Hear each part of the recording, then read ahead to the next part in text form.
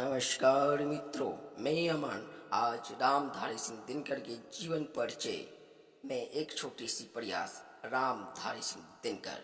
आप देख रहे हैं अमन मधुनिया तक। रामधारी सिंह दिनकर का जन्म 23 सितंबर 1908 ईस्वी में सिमरिया घाट, बेगूसराय जिला, मिथिला, बिहार, भारत में हुआ था। उनका मृत्यु 24 अप्रैल 1974, उम्र 65 साल, मद्रास, तमिलनाडु, भारत में हुआ था। वे आधुनिक काल के कवि थे। ये राष्ट्रवाद, प्रगतिवाद आंदोलन से भी जुड़े हुए थे।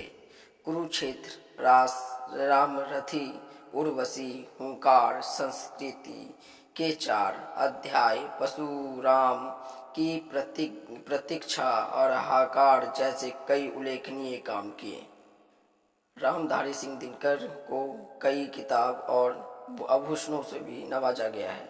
1959 साहित्य अकादमी पुरस्कार, 1959 पद्म भूषण और 1972 ज्ञानपीठ पुरस्कार। रामधारी सिंह दिनकर हिंदी के एक प्रमुख लेखक, कवि व निबंधकार थे।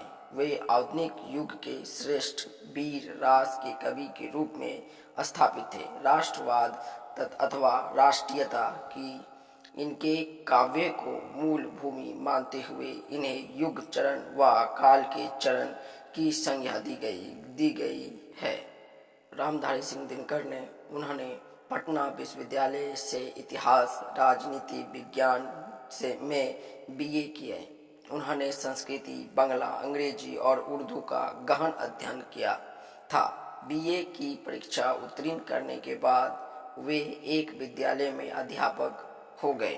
वे बिहार सरकार के सेवा में सब रजिस्ट्रार और प्रचार विभाग के अपने उपनिदेशक पदों पर कार्य किया और लागत सिंह कॉलेज मुजफ्फरपुर में हिंदी के विभागीय अध्यक्ष रहे।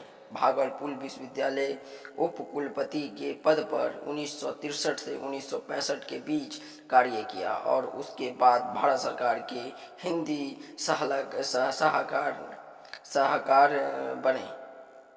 दिनकर स्वतंत्रता पूर्व एक विद्रोही कवि के रूप में भी स्थापित हुए और स्वतंत्रता के बाद राष्ट्रीय कवि के नाम से भी जाने गए।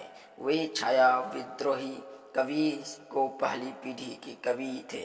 एक और उनकी कविताओं में ओज, विद्रोह, आक्रोश और क्रांति की पुकार है, तो दूसरी ओर कोमल सिंगारिक भावनाओं का अभिवादक है। इन्होंने 2 प्रवृत्तियों का चरम उत्कर्ष हमें उनकी कुरुक्षेत्र और उर्वशी नामक कृतियों में मिलता है। रामधारी सिंह दिनकर का जन्म भूमिहार ब्राह्मण परिवार में हुआ था।